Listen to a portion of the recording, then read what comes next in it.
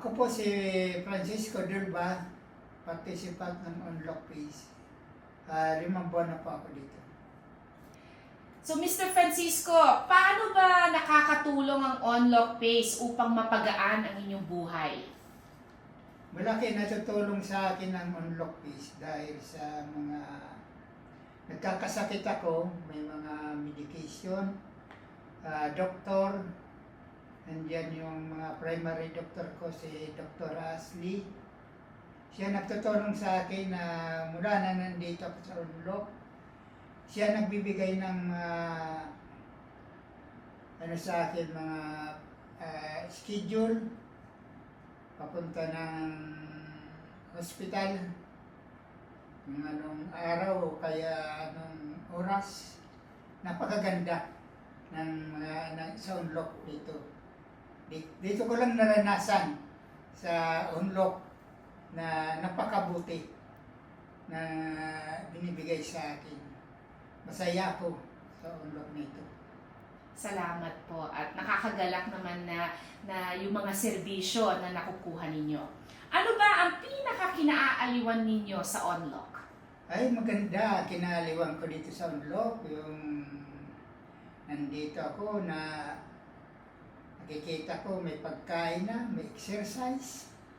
Tsaka hindi ako nangangamba na natatakot na dahil ako hatid sundo ng Unlock. Kinukuha ko sa bahay, tapos pagkatapos dito ng exercise, kakain, ihintay naman ng driver para sunduin sa oras. Para ihatid naman ako sa bahay. Napakaganda ng Unlock. Salamat po Mr. Francisco at masaya kami na narinig yung storya ninyo kung paano kayo nakapunta dito sa Unlock at saka yung mga serbisyo na nakukuha ninyo. Salamat po. Can you ask him what would he be doing if he wasn't here at Unlock Pace? Oh, okay. Okay. Ano po ba, kung wala kayo dito sa Unlock Pace, ano po ang magiging kakulangan ninyo? Ang kakulangan ko kung wala ko dito sa Unlock, siguro na heart attack na ako dahil may sakit daw ko sa puso, mayroon akong sakit sa kidney, saka mahinang katawan ko kung wala pa ako dito sa Unlock. Napakabuti nang napunta ko dito sa Unlock.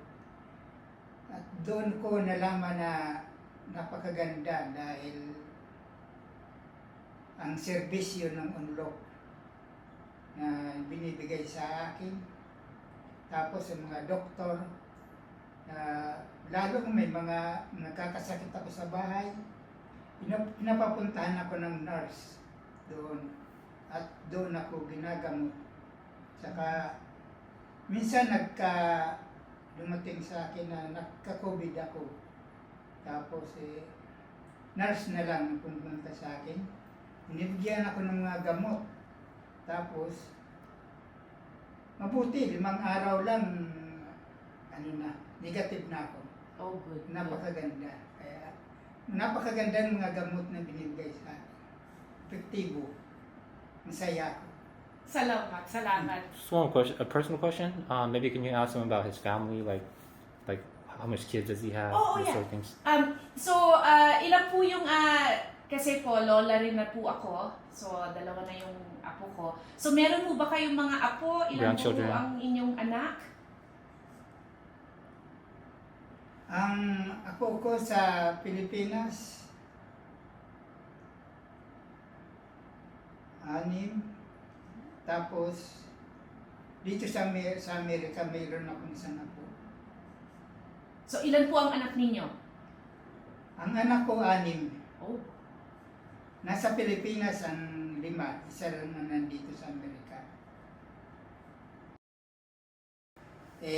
Ang anak ko, may mga may mga appointment siya na hindi na ako naasikaso. Kaya hindi na ako nasasamahan. Kumusta naman po, nakakakuha ba kayo ng mga kaibigan, yung mga bagong kaibigan dito na kapwa Pinoy? Mayroon akong hindi ko pa mga kaibigan dahil iba-iba ang araw namin, hindi kami nakikita palagi. Kaya minsan nagkakakwentuhan lang dahil sa mga Pilipino rin, kay Pilipina, ako Pilipino rin, nagkakakwentuhan kami ng Tagalog.